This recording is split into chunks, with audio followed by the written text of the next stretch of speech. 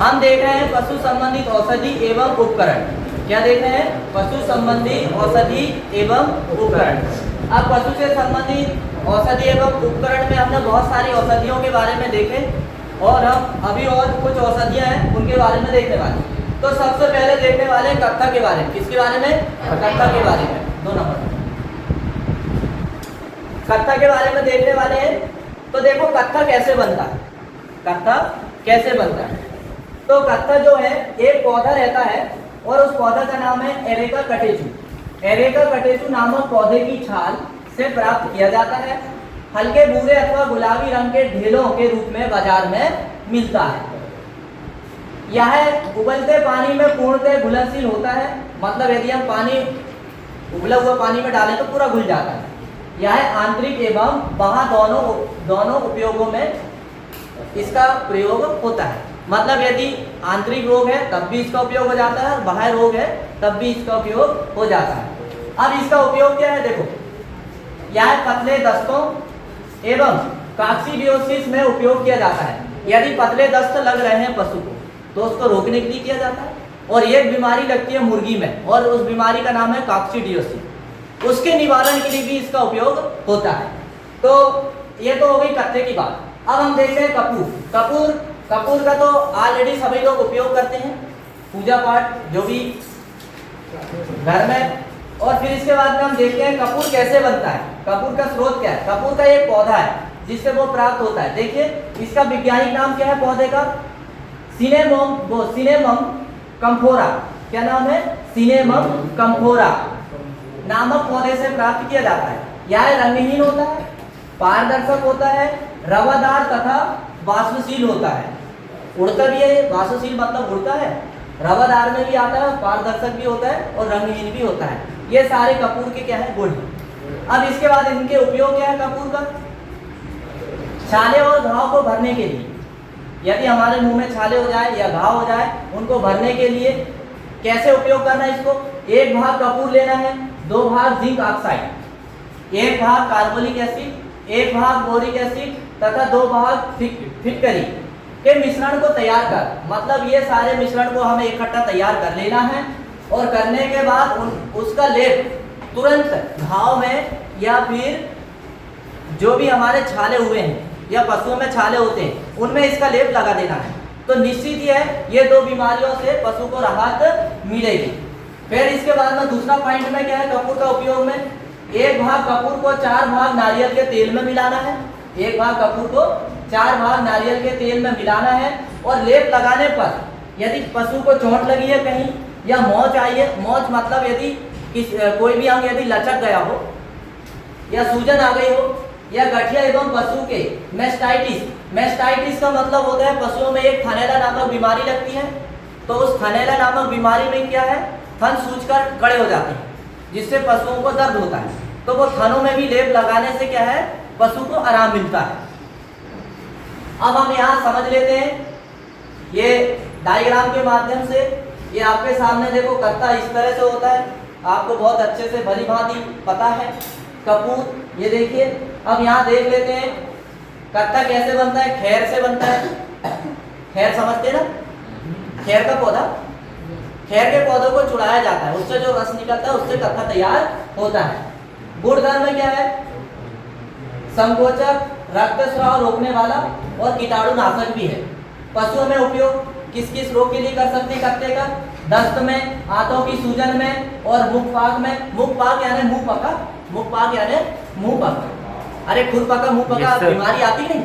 मुंह में छाले हो जाते हैं, घाव बन जाते हैं, खुरी में छाले हो जाते हैं, घाव बन जाते हैं, उनके लिए उपयोग होता है। ठीक। फिर इसके बाद में स्वरूप क्या है? चूर्ण के रूप में ये मिलता है। और फिर अब देखते हैं कपूर के बारे में। कपूर का एक वृक्ष होता है जिससे मिलता है। गुणधर्म में क्या है? सुगंधित के रूप में इसका उपयोग होता है, कीटाणुनाशक के रूप में, उत्तेजक के रूप में। और फिर यहाँ पर क्या दिया है? वेदना शामक। वेदना मतलब दुख दर्द। अरे हाथ में चोट लग जाए, शरीर में कोई भी चोट लग जा रही है तो उसको दर्द होगा तो उसे वेदना ही बोलते ना। उसको दूर करने के लिए भी इसका उपयोग किया जाता है। मतलब इसका लेप लगाया जाता है। क्या किया जाता है? लेप लगाया जाता है। पशुओं में उपयोग अपच में कर सकते हैं, श्वसन कष्ट में कर सकते हैं, कीट पतंगों से बचाने में, घाव पर सूजन और दर्द में सहायक। ठीक, इस तरह से कपूर का उपयोग होता है। अब हम देखने वाले हैं अगला सौंठ। सौंठ, अफीम और तारपीन का तेल। तो सौंठ तो आप भली भांति जानते हो। अदरक को सुखाने के बाद जो तैयार होता है उसे क्या कहते हैं? सौंठ कहते हैं। और इसका रंग कैसा होता है? ब्राउन कलर का। कैसा होता है? Brown colour. तो सबसे पहले अदरक का वैज्ञानिक नाम देखेंगे, क्या है? जिंजीबर ऑफिसिनेल। क्या दिया है? जिंजीबर ऑफिसिनेल। और भूरा या बादामी इसका रंग होता है।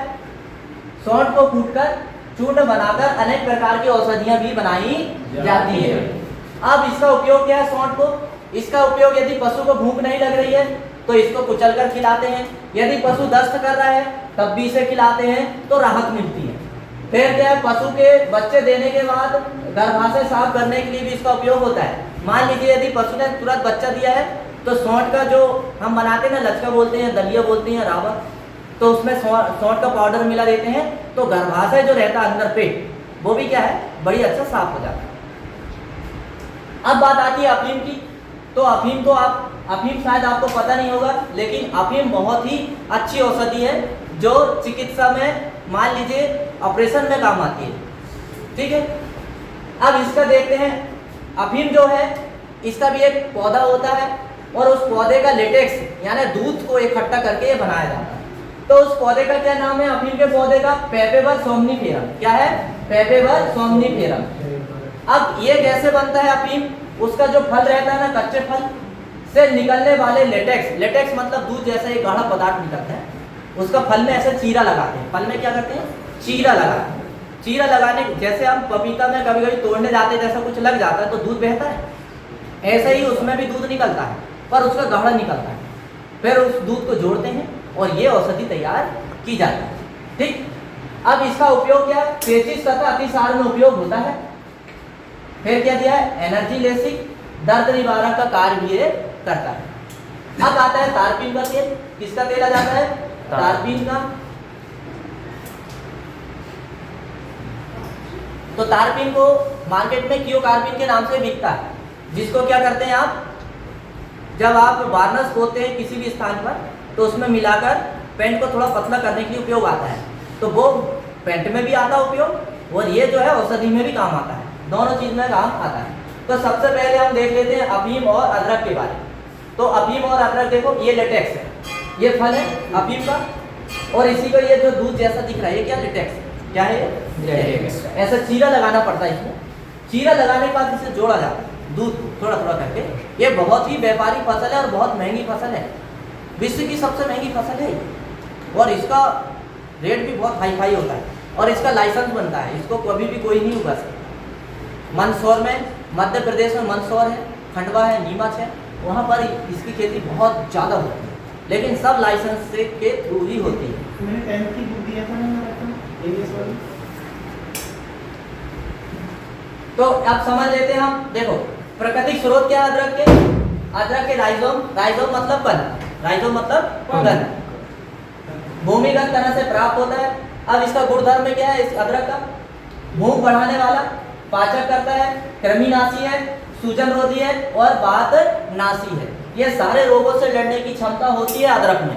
यानी अदरक का सूखा रूप हम देख रहे हैं अभी सौंठ के बारे में। किसके बारे में? सौंठ। तो ये सारे रोगों को दूर करने के लिए सौंठ का उपयोग होता है। अब इसके बाद में देखेंगे इनका उपयोग क्या है, कौन सी औषधि में, मतलब कौन से रोगों में उपयोग करना है इसका। भूख न लगने पर, अपच, गैस, पेट का फूलना, सर्दी, खांसी, दस्त में सहायक। ये सारे जो यदि जनरली रोग होते हैं, समस्या होती है, तो इसको जो है काढ़ा के रूप में उपयोग किया जाता है, तो ये सारे जो समस्याएं दूर हो जाए। अब रूप कैसा है? रस के रूप में, और ये फिर बाकी जानकारी। अब देखते हैं अफीम के बारे में। अफीम का देखो, अफीम का एक पौधा होता है अफीम फोस्का, पेपेवर सोमनिफेरम, उसका वैज्ञानिक नाम क्या रहता है? पेपेवर सोमनिफेरम। गुणधर्म में ये क्या कार्य करता है? अफीम पीड़कनाशी है, पीड़ा मतलब दुख दर्द को कम करता है। इसीलिए क्या होता है पता, जब ऑपरेशन होती है ना, तो जिस भाग में ऑपरेशन होती है वहां पर इसी का इंजेक्शन लगाया जाता है, और इससे क्या बनती है? मार्फिन दवा बनती है। क्या बनती है? मार्फिन दवा। और वो मार्फिन दवा का इंजेक्शन जहाँ भी लगता है ना, तो वहाँ यदि आपका हाथ काट के भी फेंक दे तो आपको समझ नहीं आएगा, क्योंकि वहाँ पर जो है पूरी कोशिका को वो निस्तेज कर देता है, मतलब बेहोश कर देता है। तो जब तक उसका असर रहता है तो ऑपरेशन वाले फटाफट ऑपरेशन कर देते हैं और अपना काम करके निकल जाते हैं, उसकी एक लिमिट होती है। इसीलिए तो ऑपरेशन कर पाते हैं, नहीं तो क्या डॉक्टर का ऐसा काट नहीं सकते हैं। अरे जिंदा आदमी को काटना कोई ऐसा होता है क्या? तो इसका इंजेक्शन लगाया जाता है। ये बहुत ही अच्छी फसल है, बहुत ही औषधि वाली फसल है। समझ में आया? खांसी में, नींद लाने में, दस्त को रोकने वाली, शांतिदायक, खांसी रोकने वाली।